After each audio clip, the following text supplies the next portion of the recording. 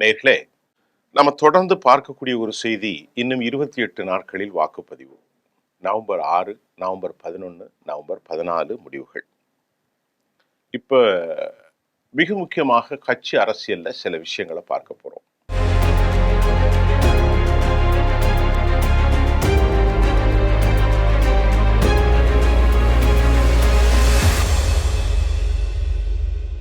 தேஜஸ்வி யாதவ் தலைமையில் ஒரு கூட்டணி.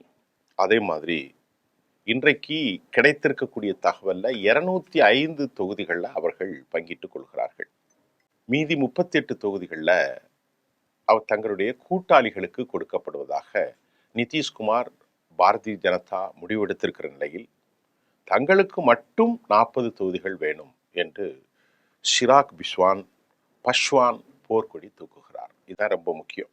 ஏன்னா கடந்த முறை சிராக் பஸ்வான், ராம்விலாஸ் பஸ்வானுடைய மகன், தலித்துகளுடைய ஒரு முகமாக இருப்பதால் அவர் தங்களுக்கு இந்த 107 தொகுதிகளில் பாஜக 105 தொகுதிகளிலும் மீதி உள்ளது எல்லாம் போட்டியில் போக 205 போக மீதி 38 அல்லது அதற்கு சற்று குறைவு கூடுதலால் போட்டிடுவார்கள்.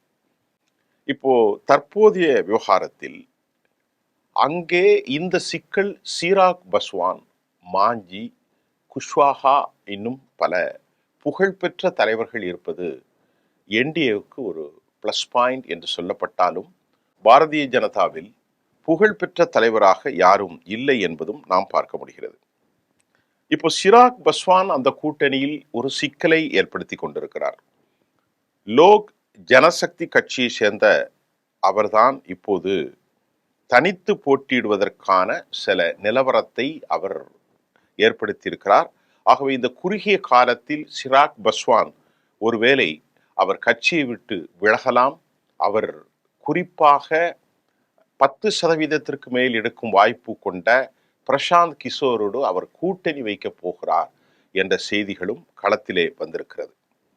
ஒரு தொகுதியில் மட்டுமே கடந்த முறை சட்டப்பேரவை தொகுதியில் பாஜக போட்டியிட்ட 110 தொகுதியை தவிர்த்து மீதமுள்ள 133 தொகுதிகளில் சிராக் பஸ்வான் நிதிஷ்குமார் மற்றும் கூட்டணி கட்சிகளை எதிர்த்து களங்கண்டார். அப்பமே சொன்னாங்க, இவர் நிதிஷ்க்கு எதிராக பாஜக தான் தூண்டி விடுதல். ஒரே கூட்டணி, ஆனா ஒரு கூட்டணியில பாஜகவை எதிர்த்து அவர் வேட்பாளரை நிறுத்தவில்லை. மீதி 133 இடங்கள்ல வேட்பாளரை நிறுத்தினார். இது எந்த விதத்தில் பாஜகவின் அரசியல்? ஆகவேதான் அவர் இன்றைக்கு 43 இடத்திற்கு சுருக்கப்பட்டார் என்ற தகவலும் அங்கிருந்து வருகிறது. இந்த பிரச்சனைகள் நிதிஷுக்கும் ஷிராக்குக்கும் பஸ்வானுக்கும் உள்ள நிலையில் இப்பொழுது அவரை 38 தொகுதிகளில் அவருக்கு ஒரு 20-10 கொடுத்து அடக்கி விடுவது சாத்தியமில்லை. இந்த நிலையில் இப்பொழுது இது நிதிஷ்குமாருக்கு ஒரு கடைசி தேர்தல். வயது அடிப்படையில் அவருக்கு ஒரு மதிப்பீடும் குறைந்திருக்கிறது. இந்த நிலையில் பிரசாந்த் கிஷோரோடு அவர் வைக்கப் போகிற கூட்டணி என அறிவித்திருக்கிறார். இதனால் ஒருவேளை அவர் பிரசாந்த் கிஷோரோடு கூட்டணி வைத்தால் தலித்துகளினுடைய வாக்குகள், மகா தலித்துகளுடைய வாக்குகள் நிச்சயமாக இடம் மாறும். அவருடைய வாக்கு சதவீதம் ஒரு 5-6-7% இருக்கிறதாக சொல்லப்படுகிறது. இருந்த போதிலும் அவைகள் மாறிவிட்டால் இன்றைக்கு பாரதிய ஜனதா கூட்டணியில் ஒரு சிக்கல் ஏற்படும். ஆகவே பிரசாந்த் கிஷோர் முதல்வராக வர இது வாய்ப்பை உருவாக்கும் என அரசியல் விமர்சகர்களும் ஒரு கருத்தை வைத்திருக்கிறார்கள். தேஜஸ்வி யாதவ் தலைமையிலான கூட்டணி பீகாரில் ஆட்சி அமைக்க வழிவகுக்கும் என நிதிஷ்குமார் தரப்பு புலம்புகின்றார்கள். எதற்காக? இந்த சிராக் பஸ்வானுடைய பிரச்சனை பெரும் பிரச்சனை ஆகிவிட்டால், அவர்கள் வாக்கை பிரித்து சென்று விட்டால் இது தேஜஸ்விக்கு ஒரு பெரும் வாய்ப்பை நல்ல ஏற்படுத்திவிடும். பாரதிய ஜனதா தரப்புல இப்படி சிராக்கினுடைய குழப்பத்தை குறித்து கேட்கின்ற போது எங்கள் கூட்டணியில் அவர் இருக்கிறார் என்று அவர்கள் சொல்லி கொண்டார்கள். அதோடு அவர்களுடைய விவகாரத்தை முடித்து கொண்டார்கள். இதே நேரம் இந்த கூட்டணியில சில முக்கியமான விஷயங்களை நாம் பீகார் அரசியலிலே காண்பிக்க வேண்டும். பாரதிய ஜனதா முன்னணியில் ஏன் இருக்கிறது? அதாவது வாக்குல இல்ல, அவர்கள்ட்ட இருக்கக்கூடிய இந்த சூழல்ல நிதிஷ்குமார், பாரதிய ஜனதா, சிராக் பஸ்வான், உபேந்திர குஷ்வாஹா போன்ற தலைவர்கள், அறியப்பட்ட தலைவர்கள் அவர்கள் அங்கே இருப்பது அவர்களுக்கு ஒரு பெரிய அடையாளம். இங்கே இடதுசாரிகள் ராகுல் காந்தி மற்றும் தேஜஸ்வி. இந்த களச்சூழலில் இரண்டாவதாக நாம் பார்ப்பது பாரதிய ஜனதா தலைமையிலான தேசிய ஜனநாயக கூட்டணிக்கு சாதகமாக இருப்பதாக இந்த கூட்டணி விஷயங்கள் ஒரு பக்கம் கூறப்பட்டாலும் களத்தில் உள்ள அரசியல் சூழல்கள் இந்த தேர்தலை மிகவும் சுயராசியமாக்குகிறது என்பது அங்கிருந்து வரத்தகுதிகள் செய்தி. ஆர்ஜேடியினுடைய தேஜஸ்வி கருத்து கணிப்பில் முதலமைச்சர் மக்கள் விரும்புவதாக அவர் முதலிடத்திலே வருகிறார். இரண்டாம் இடத்தில் நாம் சொல்வதை போன்று பிரசாந்த் கிஷோரும், மூன்றாம் இடத்தில் தான் நிதிஷ்குமாரும் இருக்கிறார்கள். ஆர்ஜேடியினுடைய பலம், காங்கிரசினுடைய பலம் 17.5 சில்லறை வாக்குகளை கொண்ட முஸ்லிம்கள் அங்கே மிக முக்கிய பலம். 14.5% கொண்ட யாதவ்கள் மிக முக்கிய பலம். கிட்டத்தட்ட 21 விழுக்காடு கொண்ட தலித்துகளில் அதிகபட்சமான வாக்குகளில் இந்த கூட்டணிக்கு இந்த முறை கிடைத்தால் அவர்களுக்கு வெற்றி சாத்தியம். இதே சமயம் நிதிஷ்குமார் 20 ஆண்டுகளுக்கு எதிரான போராட்டத்தை அவர் களமாடி வந்தாலும் அவருக்கு எதிரான மனநிலை அங்கு அதிகரித்து வருவதையும் நாம் பார்க்கின்றோம். நிதிஷ்குமார் கடந்த தேர்தலில் வெறும் 15% அளவில் அவர் தோராயமாக பெற்றார். எனவே இதற்கு முக்கியமான கேள்வி என்னவென்றால், நிதிஷ்குமார் தொடர்ந்து வீழ்ச்சியிலே இருக்கிறார். அவருடைய வயோதிகம், பேச்சினுடைய தன்மைகள், இது பாஜகவுக்கு ஒரு சிக்கல் தான். பாஜக ஆதரவோடு தனது நிலையை தக்க வைத்துக் கொள்ள முடியும் என்பதுதான் அவரது நம்பிக்கை. அவருடைய வயோதிகம், அரசுக்கு எதிரான மனநிலை, கூட்டணி தர்க்கமல்லாம் இருந்தாலும் அவரது நலத்திட்டங்களை பாரதிய ஜனதா அரசு நம்புகிறது. ஏனென்று சொன்னால், மிக முக்கியமாக வாக்காளர்களின் எதிர்ப்பை சமாளிக்க தேசிய ஜனநாயக கூட்டணி சமீபத்தில் பெண்கள் மற்றும் இளைஞர்களை குறிவைத்து நேரடியாக பண பலன் திட்டங்களை வாரி வழங்கினார்கள். மத்திய அரசு ஏராளமான ஃபண்டிங் ப்ரொவைட் பண்ணாங்க. வாக்காளர்கள் இந்த வகையில் பணத்தை வழங்கும் இந்த உத்தி அவர்கள் மத்திய பிரதேசம் மற்றும் மகாராஷ்டிராவில் வெற்றி கண்டது குறிப்பிடத்தக்க. இந்த நேரடி பணபல நடவடிக்கைகளை வழங்கி ஆட்சிக்கு எதிரான போக்கை சமாளிக்க பாஜகவும் நிதிஷும் ஒரு தந்திரோபாய யுக்தியை கையில் எடுத்திருக்கிறார்கள். பீகார் மாநில உட்கட்டமைப்புக்கு அதிகமாக பணங்கள் அவர்கள் வழங்கினார்கள். இப்போ இந்த கேம் சேஞ்சர் யார்? அதுதான் பிரசாந்த் கிஷோர். நம்ம நேற்று கூட சொல்லியிருந்தோம். ஏன்னா 15 விழுக்காடு உயர் சாதி வாக்குகளில் அவர் 50 விழுக்காடை பெற்றாலே இவர்களுடைய நிலைமை கேலிக்குறியாகிவிடும். ஏனென்றால் அவர் பிராமண சமூகத்தை சார்ந்தவர், அமெரிக்காவிலே படித்தவர். அவருடைய வாக்குறுதிகள் இளைஞர்களை அதிகம் கவர்கிறது. அது அதிகமாக உயர் சாதிகளை கவர்ந்தாலும் அநேகமாக அவர்கள் பேக்வர்ட் கம்யூனிட்டியும் நடுத்தர மக்களையும் சாதிகளுக்கு அப்பாற்பட்ட சிந்தனவாதிகளையும் அவருடைய வாக்குறுதி கவர்கின்ற போது அது பெரும் பாதிப்பை தேஜஸ்விக்கு ஏற்படுத்தாது, அது பாஜகவுக்கு தான் ஏற்படுத்தும். 15 விழுக்காடுமே பாஜகவுக்கு கிடைத்தது. அதில் அவர் எத்தனை சதவீத வாக்குகளை பெறுவார் என்று சொல்ல முடியாது. 2020 ஆண்டு தேர்தலில் 12,000 வாக்குகள் வித்தியாசத்தில் மட்டுமே தீர்மானிக்கப்பட்டதால் கிஷோர் ஒரு சிறிய தாக்கம் கூட இந்த கூட்டணிகளுக்கு ஒரு பெரும் தாக்கத்தை பாஜகவுக்கு ஏற்படுத்திவிடும். வெளிப்படையாக பார்த்தால் நிதிஷ்குமார் மற்றும் தேஜஸ்வி யாதவ் இடையாக நேரடி போட்டியை கொண்ட ஒரு மாநில சட்டமன்ற தேர்தலாக இது கருதப்பட்டாலும் ஆழ்ந்து பார்த்தால் தேசிய அளவில் இது மோடி மற்றும் ராகுலுக்கு இடையே ஆன ஒரு கணிப்பாகத்தான் பார்க்கப்படுகின்றது. ஆகவே இந்த கூட்டணியில இன்றைக்கு வாக்குகள் அதிகமாக அவர்கள் வெளியே எடுத்தார்கள். வாக்குகளை அவர்கள் வெளியே கொண்டு வந்தார்கள். வாக்குகளை அவர்கள்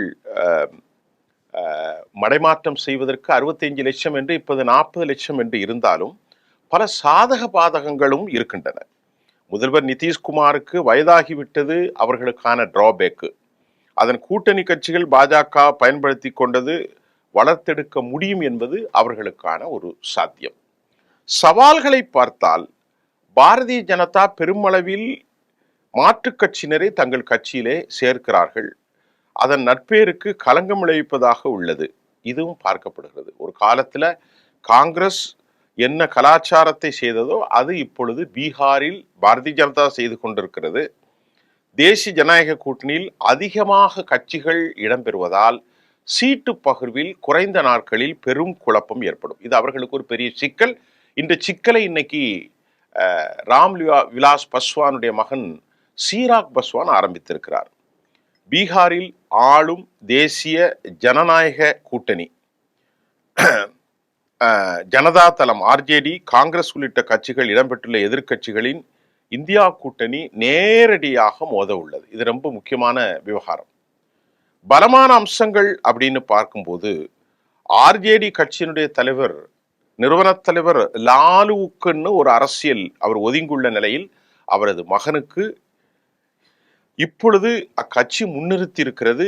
பீகார் இளைஞர்களிடையே இளம் தலைவரான அவருக்கு ஒரு அமோகமான ஆதரவு காணப்படுகிறது.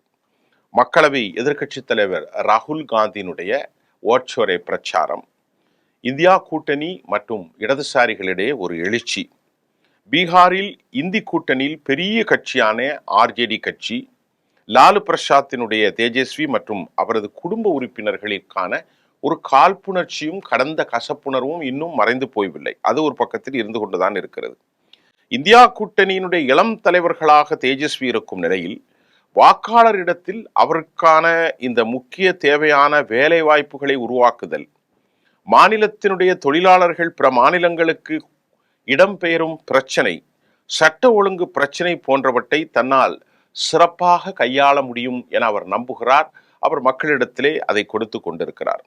ஆகவே இன்றைக்கு ஒருமித்த கருத்துடைய காங்கிரஸ், சிபிஐ, அதாவது சிபிஐ, எம்எல் உள்ளிட்ட பல கட்சிகள் கூட்டணி இருந்தாலும் இன்றைக்கு கம்யூனிஸ்ட் கட்சிகள் போர்க்கொடி வைத்திருக்கிறார்கள் அதிக இடம் கேட்டு.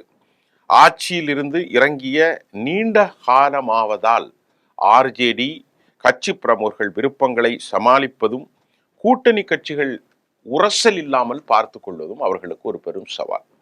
ஆக இன்னைக்கு 8ஆம் தேதி, இந்த மாதத்தில் இன்னும் ஒரு 28 நாட்கள் கூட இல்லாத நிலையில் குறுகிய காலத்தில் 2 கட்சிகளுமே சவால் என்பது இடப்பகிர்வு தான். இந்த இடப்பகிர்வுல இந்த போட்டியில சற்று முன்னிலையில தேஜஸ்வி இருக்கிறார் அப்படின்னு பார்க்கலாம். சுருக்கமா சொல்ல போனா 2க்கு இடையில டஃப் ஃபைட் இருந்தாலும் தனிப்பட்ட முறையில் தேஜஸ்வி முன்னால் இருக்கிறார். அதற்கடுத்து பிரசாந்த் கிஷோர் முதல்வர் வேட்பாளர் இருக்கிறார். 3ஆம் இடம் தான் நிதிஷ் இருக்கிறார். நிதிஷ் டிக்ளைன் தான். அப்ப இந்த கடுமையான போட்டியில் குஷ்வாகா, சீராக் பஸ்வான், பாரதிய ஜனதா மற்றும் நிதிஷ் இவர்களுடைய கோலியேஷன் ஒரு பெரும் டென்ட், ஒரு அடர்த்தியான வாக்கு சதவீதத்தை வைத்திருப்பதும் இந்த தேசிய தலைவர்கள் மோடி, அமித்ஷாலாம் அவர்களுக்கு பிளஸ் பாயிண்ட்.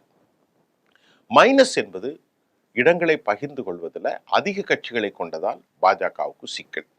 அதே சிக்கல் இங்க பெரிய அளவுல இல்லை.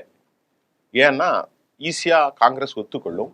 அதற்குள் இருந்தாலும் கம்யூனிஸ்ட் அதிகம் கேட்டாலும் அவர்கள் வெளியே போவதற்கான வாய்ப்பில்லை. ஆனாலும் சிக்கல் இருக்கிறது.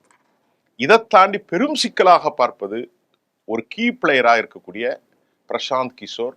அவர் பிரிக்கக்கூடிய 5ஓ 1ஓ 2ஓ 8ஓ பெரிய பாதிப்பை பிஜேபிக்கு ஏற்படுத்தும். ஏன் நான் சொல்றோம்னா, இதை ரொம்ப கவனமாக கவனிக்க. எலெக்ஷன் முடிவுகள் உங்களுக்கு அறிவிக்கும். அவர் ஒரு புதிய மாயை ஏற்படுத்தி இருக்கிறார். அவர் உயர் சாதிக்காரர். ஆகவே இன்றைக்கு உயர் சாதிகள் அவருக்கு வாக்களிக்கக்கூடும், ஓபிசியும் அவர்களுக்கு வாக்களிக்கக்கூடும். ஆக இந்த பிரச்சனையில் 2 பேருக்கும் இடையே ஒரு அரை விழுக்காடு 1 விழுக்காடு என்ற அளவில் இப்படி வந்து கொண்டிருந்தாலும் ஒரு அரை விழுக்காவது அல்லது 1 விழுக்காடு சதவீதத்தில் தேஜஸ்வியும் காங்கிரஸும் முந்துகிறது. இவர்கள் கொஞ்சம் பின்னாடி இருக்காங்க அப்படிங்கிறதா உண்மையான கள நிலவரமாக இருக்கிறது. இதை அடுத்து வர செய்தியை உங்களுக்கு நான் அப்டேட்ஸ் பண்றேன். நன்றி.